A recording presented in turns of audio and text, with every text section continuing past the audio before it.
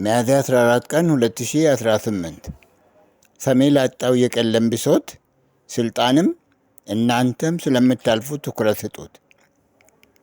ሁሉም ያልፋል። በጊዜው ማድረግ በምችለው ያደረግከው በጎ ተግባርና ቅርስ ለትውልድ ይተላለፋል። ለስጋዬም ብቻ ሳይሆን ስጋው ለተሸከመው ህሊናህ ኑር።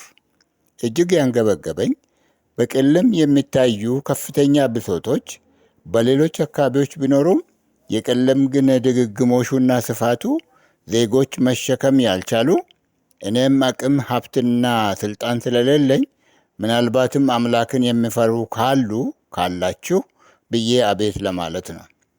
የሰላም መኖር ለሁሉን አቀፍ እንቅስቃሴና እድገት ወሳኝ ቢሆንም በቀለም ይህ በውን ዓለም በሌሎች አካባቢዎች እንዲሁም ቀለምን ከራቁት ዘመናት አለፉ። እድገትና ልማቷም በጣም ቀጭጯል። የመሰረታዊ ፍላጎቶች ማሟያ ውሃ፣ መብራት፣ ኢንተርኔት በአጠቃላይ ለዘመናዊ ኑሮ የሚያስፈልጉ እንደ መስቀል ወፍ ሆኗል። ቀለም በውሃ ተከባ እንዴት በቂ ንጹህ ውሃ ትጣ? መብራት ከቀናት እስከ ሳምንታት ለምን ይቋረጡባት? መንገድ በሁሉም ወረዳዎቿ ያልተሟላ ብቻ ሳይሆን በተለይም ድሮ ደምቢዶሎ በአንፍሎ እስከ ሸበልና ጋምቤላ አልፎ እስከ ትምቡክቱ የንግድ መስመር የነበረው የአንፊሎ መንገድ ድራይ ወዘር ሮድ እንኳ ሊሆን አልበቃም። በየካቲትና መጋቢት የተጨመላለቀ ሆኗል። ፎቶዎቹ በባክግራውንድ ተያይዟል። የኑሮ ውድነቱ ጣሪያ ነክቷል። ነዋሪዎች በጉስቁልና ውስጥ ናቸው። ችግሩ የግል ሳይሆን ህልውናችን ነው ይላሉ በርካቶች።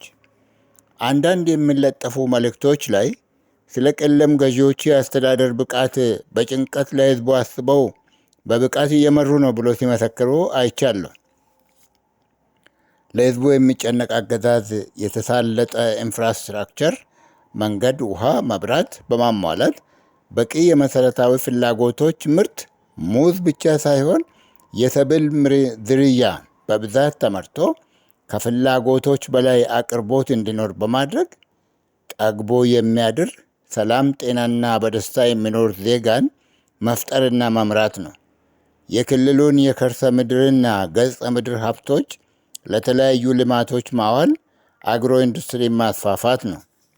መፍትሄዎች ከላይ በመጨረሻው አካባቢ ያልኩትን ለመፈጸም አገዛዙ ዝግጁ እንዲሆን እያሳሰብኩ፣ ለአንፊሎ መንገድ ግን በአንፊሎም ሆነ በወለጋ ያላችሁ ለጋሶች፣ ባለሀብቶች እንዲሁም በውጭ ሀገር የምትኖሩ የቀለም ሆነ የኦሮሚያና ሌሎች ዲያስፖራዎች ተባብራችሁ መፍትሄ እንድታመጡ በፈጣሪ ስም እማጸናችኋለሁ።